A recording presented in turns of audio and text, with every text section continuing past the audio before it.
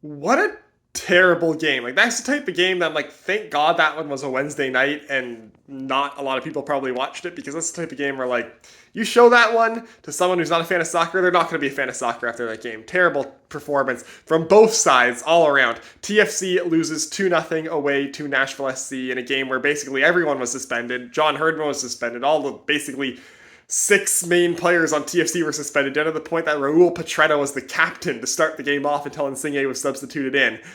And up until the 75th minute, I was going to say that was a not atrocious performance from TFC. They almost got a point out from Nashville and then conceded twice late to not even get a point out. And it wouldn't have been a point based off of TFC playing well. It would have been a point based off of Nashville being not good at all.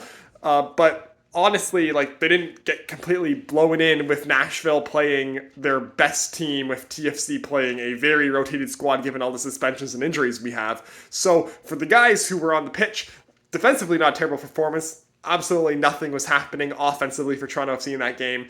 That needs to be better. But again, like, the team, this wasn't the team. This was a makeshift squad to make up for all the guys who got kicked out after that fight against New York City FC. But that's the type of game where, like, it's unfortunate that we were dropping points, because that's the game that, like, had we had our players, we would have been picking points up out of that game. So it's just unfortunate that the suspensions we got from that New York City FC fight make us now drop all 3 points in a away game against Nashville that we easily could have picked points up out of. That's the most disappointing part out of all of this. And we give a Nashville team that was struggling some momentum, a team that we potentially could be in a fight with for playoff positioning later on in the season. So that part's also unfortunate. But, like, overall, on the weekend, we get more people back. Hopefully things will be better. I'm not going to write a lot of things off of that game. Of course, everyone, even the coach, was suspended. So, like, it really doesn't matter that much. It's just the fact that we dropped points that's unfortunate.